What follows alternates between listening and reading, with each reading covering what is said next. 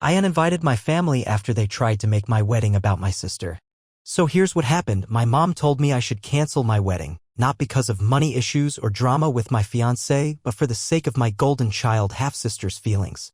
Instead of backing down, I did something that left everyone completely stunned. I uninvited them. My name's Chloe. I'm 29 and I'm engaged to Liam, who's 32. We've been together for 6 years now, and he's honestly the best person I've ever known, kind, patient, funny, and always in my corner. When he proposed last April, it felt like my whole world just clicked into place. I was floating. But that feeling didn't last long because my mom and half-sister, Jenna, decided to turn my engagement into a full-blown family soap opera. Let me give you a little background. My mom married my stepdad, Martin, when I was 4. Jenna's their daughter, so technically my half-sister, though we grew up in the same house. Still, we were never close. We were more like two people who coexisted, tolerated each other, really, than actual siblings. Jenna's always had this weird thing about competing with me, and I'm not exaggerating. It started way back when we were kids. If I got a better grade or someone in the family complimented me, she'd throw a full-blown tantrum. As we got older, the rivalry didn't go away, it just changed shape. I went to college on a scholarship, she didn't go at all. I've been in a stable, happy relationship with Liam for years, while Jenna's been jumping from one chaotic relationship to another. And now that I'm engaged, she's treating it like I've done something to personally attack her. Anyway, Liam proposed during a quiet weekend at home last April, and we picked January for the wedding. We wanted something cozy and meaningful, roughly 65, just people we really care about. It felt right. I was so excited to start planning. I thought my family would be just as happy for us. Yeah, I was way off on that one. The first person I called was my mom. I was smiling so hard my face hurt. But her response? Not what I expected. Instead of sharing my excitement, she hit me with, "Oh, Jenna's not going to take this well." I actually laughed at first, thinking she was joking. Turns out she wasn't. She seriously believed my engagement would somehow be devastating for Jenna just because Jenna was single and going through some stuff. I brushed it off, figured it was a weird take, and moved on. But a few weeks later, out of nowhere, Jenna announced she was getting married. To a guy she'd only been seeing for 3 months. I tried not to judge, everyone has their own path, but it felt rushed and honestly kind of reactive. Jenna's always been impulsive, sure, but marrying someone we barely knew after just a few months? It set off alarm bells for me. Still, I kept my mouth shut. It wasn't my place.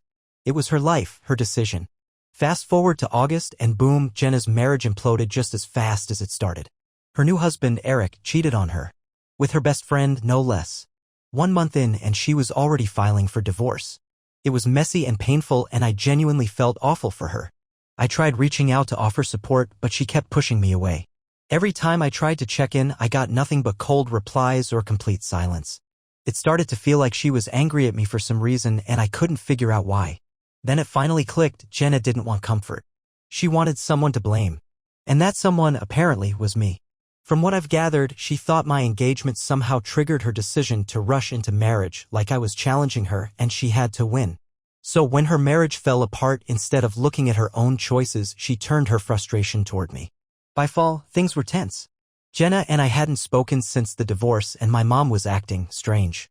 Every time I brought up wedding plans, she'd go quiet or steer the conversation somewhere else. I figured maybe weddings were just a touchy subject because of everything Jenna went through. I didn't want to poke at it, so I let it slide. Looking back now, I should have seen the red flags. Let me tell you, nothing prepares you for the level of absurdity that comes with being guilt-tripped over your own wedding. I always thought the hardest part of planning would be the logistics or the budget, not having my own family try to turn it into some twisted loyalty test. So it's late November. Liam and I had just mailed out our wedding invites, and I was finally feeling that warm, giddy kind of joy. Like, this is really happening. But that joy lasted all of 2 days before I got a call from my mom. Which was weird because she almost never calls. She's more of a text you once a month kind of person. But I answered, thinking maybe she wanted to finally talk about the wedding. Spoiler alert, she didn't. At first, the conversation felt normal. She asked how I was doing, asked about Liam. And then casually, like she was asking what I had for lunch, she says, "So, you're really going through with the wedding?" I thought maybe she was just double-checking the date. I said, "Yeah, absolutely." Everything was booked, the venue, the caterer, flowers, we'd already paid for most of it. Then came the sigh. Not just any sigh. One of those long, dragged-out, dramatic ones that screams, "I'm about to make this all about me." Then she hits me with, "I've been thinking about Jenna and I really think you should reconsider." I paused, completely thrown. Reconsider what? She hesitated like she was working up to a big speech. Then came the line, "I just don't think it's a good time for a wedding, Chloe. Jenna's still hurting from everything and having this big celebration so soon after her divorce, it feels kind of insensitive." At first, I thought I must have misheard her. I said, "Wait, you're asking me to cancel my wedding because of Jenna?" And she goes, "Well, yes." Like she was asking me to move a lunch date, not a whole wedding. She's been through so much and seeing you get married right now, it's going to be painful for her. I was speechless. I mean, we'd been planning this for nearly a year. We'd paid deposits, made arrangements. Canceling it now would be a huge deal. So I told her exactly that. Didn't faze her. She said you could always just do something small, like a simple church ceremony with just the immediate family. That way, you still get married, but it's not such a production. You wouldn't be flaunting it. Flaunting it? That word hit me like a slap. I said, "Mom, this isn't about putting on a show. It's about celebrating a relationship I've built with someone I love for 6 solid years.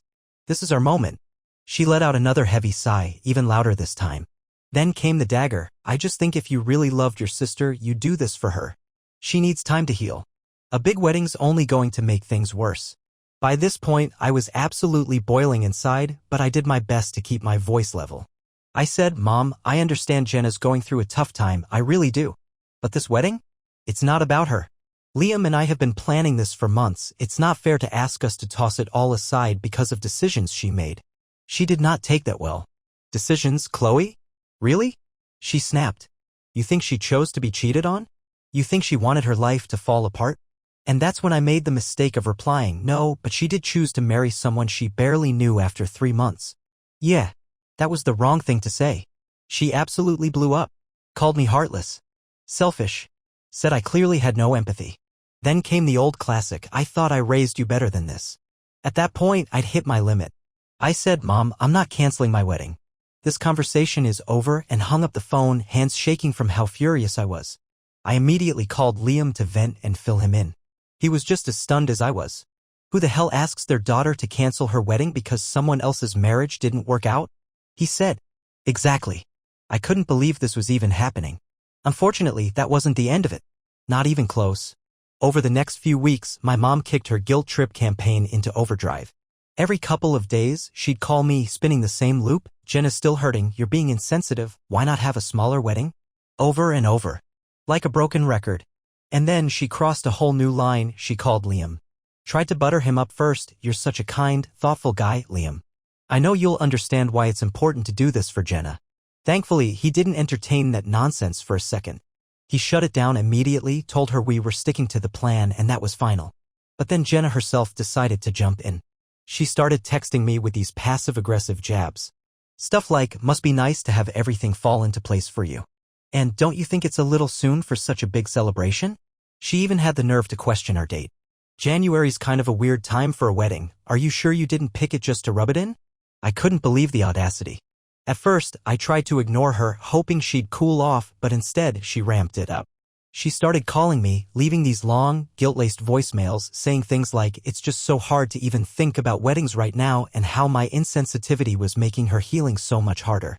It was like she was trying to turn my happiness into her personal tragedy. What made it worse was how my mom and Jenna kept feeding off each other. Mom would call me and say things like, "Jenna was crying all night thinking about your wedding." Then, the next day, Jenna would text me, "Mom's so upset about how cold you're being." It was nonstop. I felt like I was being emotionally tag-teamed every day and I was at my breaking point. That's when the fog finally lifted and I saw it clearly. This wasn't about heartbreak. This wasn't about healing. It was about control. They didn't just want me to empathize. They wanted me to submit. To put my life on pause so they could feel more comfortable. And I was done playing along.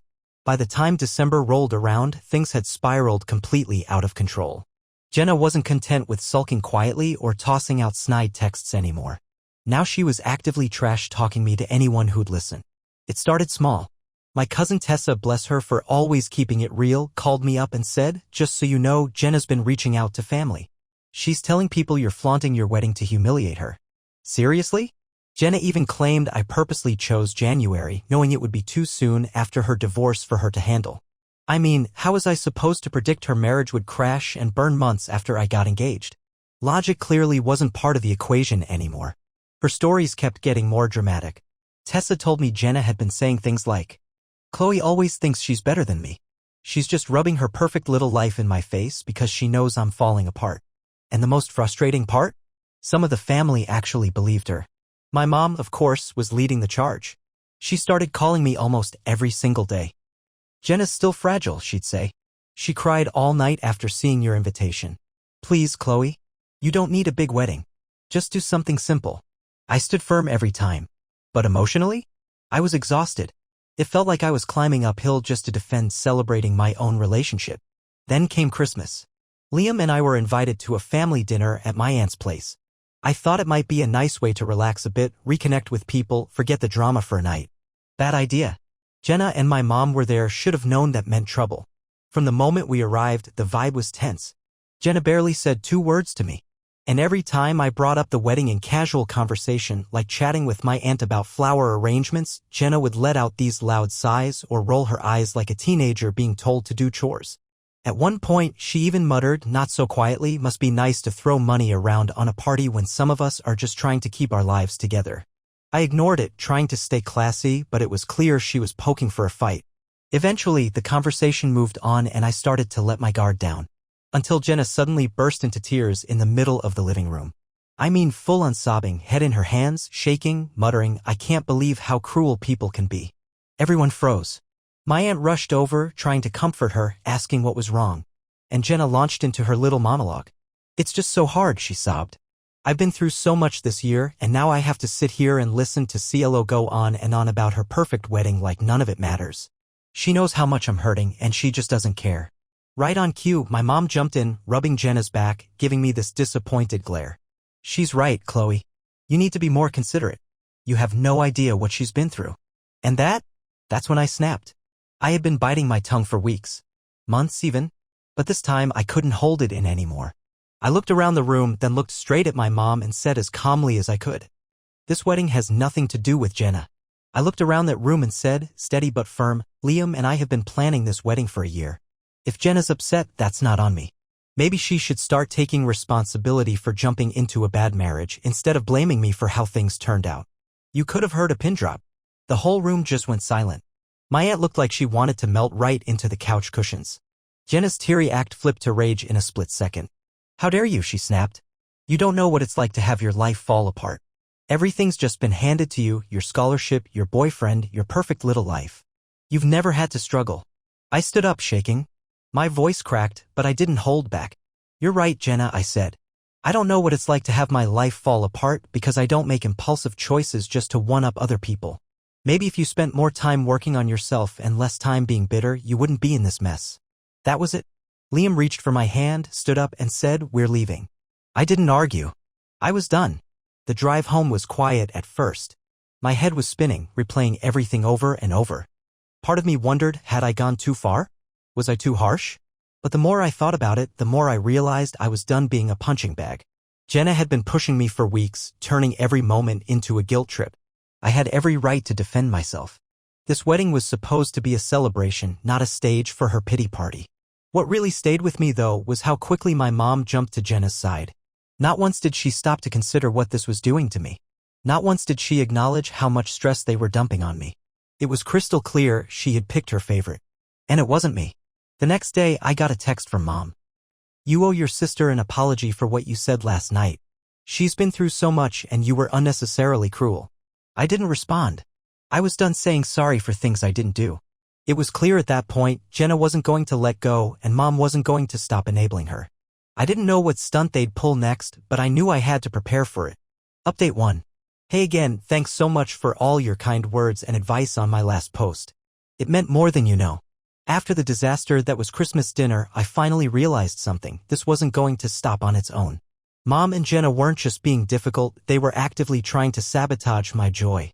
Ignoring it hadn't worked. Trying to reason with them had only made things worse. The only option left? Shut them out.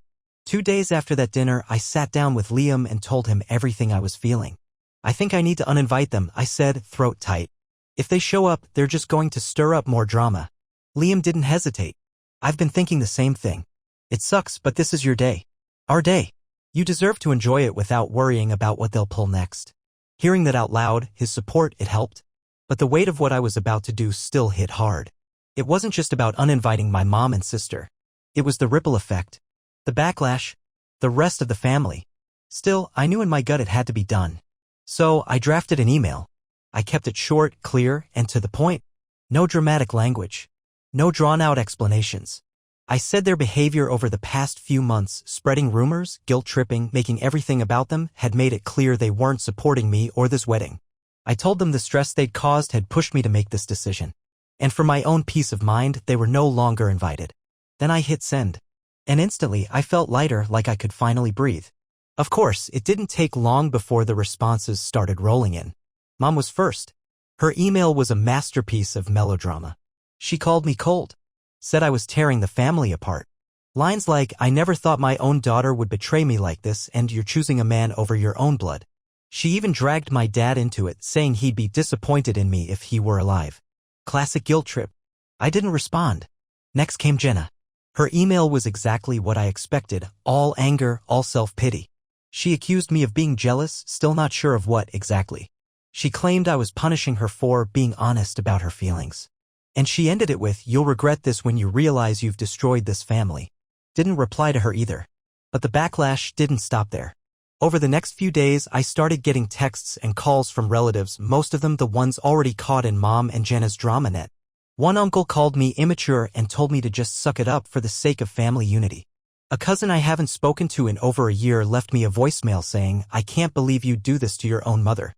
At first, I felt overwhelmed, like I'd kicked a hornet's nest. But then something amazing happened. The people who actually mattered showed up. My dad's sister, Aunt Sandra, gave me a call. "I'm proud of you for standing up for yourself," she said. "You've put up with their nonsense long enough." Tessa, my cousin, the one who'd been keeping me in the loop all along, sent me a long message. "Don't let them break you down. Everyone who really knows you is on your side." Even my godmother, who is absolutely zero nonsense, called just to say, "You're doing the right thing. Weddings are about love and joy, not emotional blackmail and bitterness." Their words? They were everything. For the first time in a long while, I didn't feel alone in this. But of course, Mom and Jenna weren't done. About a week later, Tessa called again. Her voice was a mix of exasperated and amused. "You're not going to believe what Jenna's telling people now," she said. I braced myself. "She's saying you uninvited her because you're threatened by her." I nearly dropped my phone laughing. "Threatened? By what?" I asked. Tessa sighed. "Apparently, she's telling people you think Liam has feelings for her. That he's been flirting with her, and you found out. So you kicked her out of the wedding to save face." I was speechless. I mean, we both knew it was total fantasy. There was zero truth to any of it. It was so far-fetched, it didn't even make me angry. It just made me sad. Sad that someone could twist reality that far just to play the victim. Even though it was laughable, it still made my blood boil that Jenna was now trying to pull Liam into her mess of lies. "This is just desperate," I said out loud. "No one's actually going to believe that." Tessa, always the voice of reason, said, "Honestly, most people don't. But you know how Jenna is. She's going to keep twisting the story until she finds someone gullible enough to fall for it." At that point, I decided she wasn't worth the emotional energy anymore. I wasn't going to spend another second chasing after her wild stories or playing defense. I was done. My focus shifted to protecting my peace and making sure our wedding day went exactly how we wanted it. No surprises. No drama. Liam and I sat down together to go over every last detail. We combed through the guest list, double-checked everything with the venue, and made sure they were in the loop, just in case Jenna or my mom tried to show up or stir the pot. We even made the call to hire a couple of security guards. Something I never imagined I'd need for my wedding. But here we were. Better safe than sorry. Through every twist and turn, Liam never wavered. He was solid. "This is our day," he reminded me. "We don't owe anyone an apology for protecting our happiness." By New Year's, I felt like I'd finally reclaimed control of my life. Jenna and Mom could keep pushing their narratives all they wanted, but they weren't going to take this away from me. Not anymore. Update 2. I know it hasn't been long since my last update, but what happened next, I honestly couldn't sit on it. Just when I thought I'd seen every flavor of Jenna's jealousy and manipulation, she took it to a whole new level.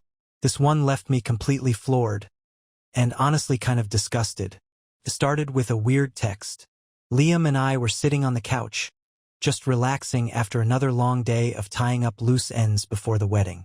His phone buzzed, and I watched as his face went from calm to confused to tense. "What is it?" I asked, bracing myself, because let's face it, at this point I already knew. He turned his phone toward me and said, "It's Jenna."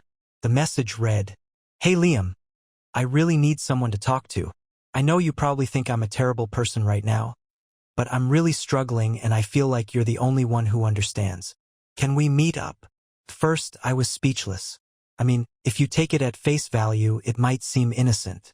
But knowing how Jenna operates, I got that gut feeling right away. This wasn't genuine. This was a setup. Liam felt it too. "This doesn't feel right," he said. "She's never liked me. Why would she want to talk to me now?" "Exactly. I told him as much. She's never cared about you. So why now? This isn't about support. This is a move." We agreed not to respond. Just ignore it. But she didn't stop. Over the next few days, Jenna sent Liam more texts, each one more dramatic than the last. She went on about how lonely she felt, how she didn't have anyone else to turn to, how grateful she was for his kindness during such a tough time. Let me be clear. Liam had never had more than a handful of polite conversations with her. They weren't friends. They weren't even acquaintances. So all this emotional outpouring, it was calculated. We both knew she was fishing for something. And sure enough, she dropped the bait. A few days later, another text came in, and this one made my stomach turn. "I've been thinking a lot about you lately. I know it's wrong, but I can't help it. I feel like there's a connection between us that Chloe doesn't understand. I don't know what to do with these feelings." I was livid. I couldn't believe the nerve. She knew our wedding was literally days away, and she still tried to pull this manipulative stunt, like she thought she could wedge herself between us and come out the victor. Liam, bless his soul, handed me the phone immediately. "How do you want to handle this?" he asked. I took a deep breath and said, "Let's not feed her what she wants. Block her. But before you do, screenshot everything." He nodded, took screenshots of the entire message thread, and then blocked her number without hesitation. The next morning, I knew I couldn't just sit on this. I wasn't about to stoop to her level and start a public fight, but I also wasn't going to pretend it didn't happen. So I wrote a straightforward email to my mom and a few close family members. I attached the screenshots and explained the situation clearly. "This is why I uninvited Jenna. Her behavior is manipulative and toxic. I've done everything I can to keep the peace, but this crosses the line." The responses were mixed. My mom, shocker, jumped to Jenna's defense. She accused me of twisting things and insisted I'd misunderstood Jenna's intentions. She even had the audacity to suggest that Liam had misread the messages. "I can't believe you'd accuse your own sister of something like this," she wrote. "She's going through a hard time and you're making it all about you." I swear, I rolled my eyes so hard I almost sprained something. But thankfully, not everyone drank the Kool-Aid. Tessa, my forever MVP, called me the second she read the email. "Are you serious? I knew Jenna was a piece of work, but this is next level. Good for you for cutting her off. Aunt Sandra, my dad's sister, wasn't far behind. You're absolutely right to keep her out of the wedding. She's shown over and over again she doesn't respect you, and this just proves it even more." Their support meant everything to me. It didn't erase the sting, but it helped. Because the truth is, what Jenna did, it wasn't just disrespectful. It was humiliating. It felt like she was trying to tear down everything Liam and I had built brick by brick. And for what? Attention? Revenge? Some twisted sense of competition? Honestly, maybe all of the above. But here's the thing, I knew for sure she wasn't going to win. Not this time. With just a few days left until the wedding, I made a promise to myself I wasn't going to let Mom or Jenna steal this moment from me. I'd worked too hard and come too far to let them hijack it. I also doubled down on security. I reached out to the venue, explained the whole situation in full, and made it clear Jenna and Mom were absolutely not welcome. Their names were put on a list, bolded and highlighted. I even hired an extra security guard just in case they got the bright idea to crash the event. It felt like overkill, but after everything they pulled, I wasn't about to take any chances. At this point, I felt more prepared than ever, not just logistically, but mentally. Jenna's stunts may have rattled me along the way, but they didn't break me. If anything, they hardened my resolve. I was more determined than ever to protect my peace and walk into that wedding with my head high. Update 3. Hey again. Hopefully this is the last chapter of the family chaos saga, but I had to share what happened because wow. I thought I'd prepared for every possible disaster, but nothing can really brace you for the moment your own mother and sister try to sabotage your wedding. The morning of the big day started off perfect. The venue looked like something out of a dream, every flower, every detail exactly how Liam and I had envisioned it. The weather was beautiful. My bridesmaids were incredible, keeping me calm and laughing through every step of getting ready. Liam and I had planned to do a first look before the ceremony, and that moment, it was pure magic. The second I stepped outside and saw him standing there looking just as nervous and excited as I felt, every ounce of stress melted away. It was just us, and for a little while, nothing else mattered. But of course, that peace didn't last. About 30 minutes before the ceremony, I was back in the bridal suite doing some last-minute touch-ups when Rachel, my maid of honor, rushed in. Her face said it all. "You're not going to believe this," she said. My heart sank. "What now?" "Jenna and your mom are here." My stomach dropped. "What? How?" "I thought security had it covered." "They stopped them at the front gate," Rachel said, "but they're making a huge scene." Of course they were. I took a deep breath, trying to stay calm. "What are they saying?" Rachel hesitated. "Your mom's crying, saying she just wants to see her daughter get married. Jenna's screaming about how you're a terrible person and don't deserve any of this." I could feel my blood pressure spike. It wasn't enough that they'd made the entire year hell, now they wanted to ruin the actual day too. "What do you want me to do?" Rachel asked. "Nothing," I said, my voice steady. "Let security handle it. The moment we respond is the moment they win." She nodded and left to check back in with the guards. Meanwhile, I sat down and tried to gather myself. I could hear them faintly from the bridal suite, shouting, arguing, raising their voices just enough for me to hear. It took every ounce of willpower I had not to storm out there and confront them. A few minutes later, Rachel returned with an update. "They're refusing to leave," she said. "The venue manager offered to call the police, but they're worried it'll cause an even bigger scene." I groaned. This was exactly why I'd made the hard decision to uninvite them in the first place. "Do you want me to tell Liam?" she asked. I shook my head. "No. He doesn't need the stress today. Just keep them away from the ceremony. That's all I care about." Thankfully, security was on it. They kept my mom and Jenna confined to the parking lot, and eventually the venue called a ride service to take them away. But not before Jenna, of course, shouted loud enough for everyone nearby to hear. "You'll regret this, Chloe. You'll regret cutting your own family out." "Yeah, okay." Once they were gone, I took a breath, centered myself, and made a choice. I was going to let it go. I wasn't going to let them live rent-free in my head, not today. And you know what? The ceremony was perfect. Standing up there with Liam, holding hands under a sky full of twinkling lights, surrounded by the people who actually loved and supported us, I felt pure gratitude. All the noise faded away. All that mattered was that moment. Afterward, during cocktail hour, I started hearing little bits about what had happened with my mom and Jenna. Apparently, they'd been yelling at the security guards, accusing Liam of brainwashing me and saying the family would never forgive me for betraying them. A few guests overheard the commotion, but honestly, most of them just rolled their eyes. Later, during dinner, Aunt Sandra came up to me and gave me a big hug. "I'm so proud of you for standing your ground," she said. "They showed their true colors today and everyone saw it for what it was." That kind of support was everywhere that night. Cousins, family, friends. Even some of my mom's own friends pulled me aside to tell me they were on my side. It felt like a long overdue reckoning. People were finally seeing the manipulation and toxicity for what it was, and they weren't buying into it anymore. The rest of the night was everything I dreamed of and more. Liam and I shared our first dance.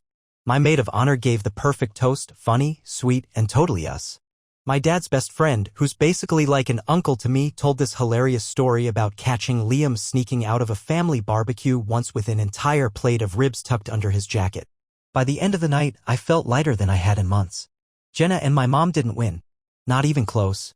They tried to ruin the day, but all they really did was show everyone else how little they respected me. And in doing that, they actually made the love in the room feel that much more real. Later that night, back at the hotel, I checked my phone. Dozens of missed calls and messages from my mom. I didn't read a single one. I was done. Done letting them take up space in my mind. Done feeling guilty for protecting my joy. Done making room in my life for people who only show up to cause harm. Cutting them out was one of the hardest decisions I've ever made, but standing next to Liam, surrounded by people who genuinely cared, I knew without a doubt it was the right decision. Thank you to everyone who's followed this story and offered support along the way. I can't even express how much it's meant to me. If there's any more post-wedding drama, and let's be honest, there probably will be, I'll keep you updated. Let's just hope we've hit the finale. I'm so done. Laughs in relief. I got a call from my cousin Tessa, who as usual was the first to deliver the family gossip. You're not going to believe what just happened, she said, sounding way more excited than concerned. I sighed. What now? Jenna and your mom had a huge fight, Tessa said. Like epic level fight. And get this, your mom kicked her out of the house. I almost dropped my phone. Wait, what? What happened? Tessa was more than happy to fill me in. Apparently, after the wedding, Jenna had been sulking around my mom's house, stewing over the fact that her grand plan to ruin my day had failed. According to Tessa, she was blaming everyone. Me, Liam, the security guards, even some random cousin who apparently didn't try hard enough to stop me. The real explosion happened when she turned on my mom. Jenna accused her of not doing enough to stop the wedding. She started screaming about how it was mom's fault that I'd gone through with it, that mom should have been more forceful in convincing me to cancel. Mom, who has always coddled Jenna no matter how ridiculous she's been, finally hit her breaking point. Tessa said mom yelled back, telling Jenna she was tired of the drama and that she was an adult who needed to take responsibility for her own life. Jenna didn't take that well. She apparently went on a full-blown rant, accusing mom of failing her as a parent and choosing me over her. It got so bad that mom finally told her to pack her things and leave. When Tessa told me all this, I couldn't help but laugh, not because I thought it was funny, but because of the sheer irony of it. After months of mom defending Jenna and taking her side, it all came back to bite her. She really kicked her out, I asked, still trying to process it. Yep, Tessa said. Jenna's staying with a friend for now, but I wouldn't be surprised if she comes crawling back in a few weeks. The whole situation felt like karma in action. In the end, their toxicity turned inward and they ended up taking it out on each other. I wish I could say I felt bad for either of them, but honestly, I didn't. After everything they put me through, it felt like poetic justice. As for me, I'm done with both of them. I've blocked their numbers, muted them on social media, and made it clear to the rest of the family that I'm not interested in hearing about their latest antics. Liam and I are focusing on starting this new chapter of our lives together, and I couldn't be happier.